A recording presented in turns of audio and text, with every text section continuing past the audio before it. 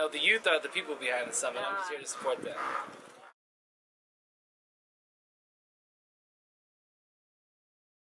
My hopes that we would have a geographic representation of young people from across the country that will come and share their voice and empower themselves and build relationships with each other and go back empowered into their communities and push for the kind of changes that they want to see happen. We know that they can't do it on one time. We know that they can't do it alone, but if there's a country behind them and people behind them and they feel like they have a little bit of support from the federal government, even just on an informational level, I think that that was my sort of goal, is really to how we sort of spark this movement that we need.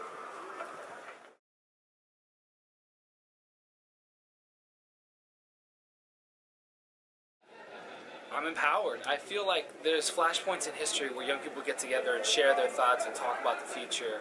Whether it was 51 years ago when the Student Nonviolent Coordinating Committee got together in Raleigh to talk about the role for students to desegregate the South, or today, here, right now, in DC in 2011, talking about what the role of students is going to be to close the achievement gap, advance college completion, and eliminate the push-out rates that we have in our community. And so this is a flashpoint, and I just hope that we seize upon this like SNCC, more like the freedom riders of 50 years ago. That's what I expect.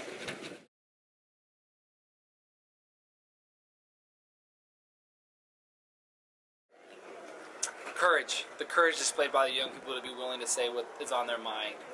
They may question it, they may worry, they may be nervous, they may think that it's not appropriate, but when they get up and they say what they have to do, even if there's time running out and there's a student that gets up on the mic anyway to say I have something to say, I think that that's phenomenal, and that's what's important. And unfortunately, because the breakouts are all youth-led, I feel the other thing I'm missing out on is that the young people are actually learning from each other, and it's not adult teaching. We didn't want this to be a summit where we bring entertainers in and say, we're the future that you can be. No, this is about getting young people to speak to each other, and that's what I think at the heart of this is, and I think what needs to be different about youth engagement, not this top-down piece, but how do we create the space by which young people inspire each other, because that's what I think will really move them.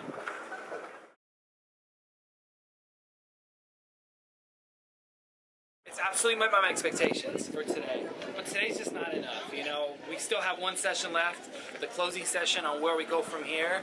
If this event is over, if we don't do anything in our neighborhoods together, I feel like I won't have it. This becomes another event that we all came together on, a feel-good moment. And perhaps some leaders come out of this inspired to do this kind of work in the future, and that's absolutely pivotal and important, but we need more than just individual leaders to make this happen. We need folks who really step up. So that to me is the standard. It's what's going to happen over the next 3, 4, 5 months back home. And if we do that, then I feel like I've contributed a little bit to this movement.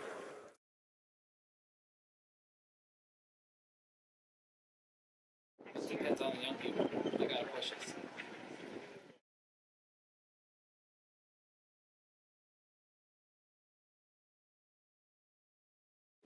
Because young people have the most to gain and most to lose. They're at the center of this, and young people have a lot to offer. They know what's happening in the classroom. It's their personal lived experience that brings our policy to life. And we need to hear from young people. When Secretary Duncan was in Chicago, he had his council and he worked with young people.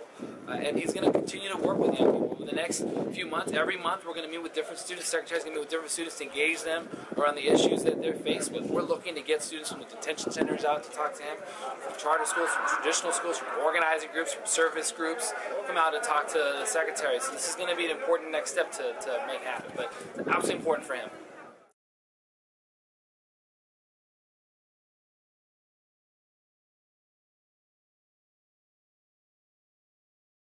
All youth movements have culture involved, and by culture we're talking about music, we're talking about art, we're talking about diversity, we're talking about creativity.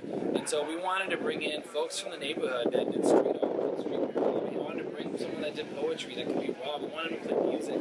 Sometimes hearing difficult things is much easier when it comes to music, a different medium. Like having a kid say, I know someone that died in my school, versus it being communicated through a poem is just different. It's easier for people to receive it and feel empowered and inspired by what that means. And so I think that art is absolutely critical, or edutainment if we want to call it. But I think most movements have included art. We need to keep pushing that.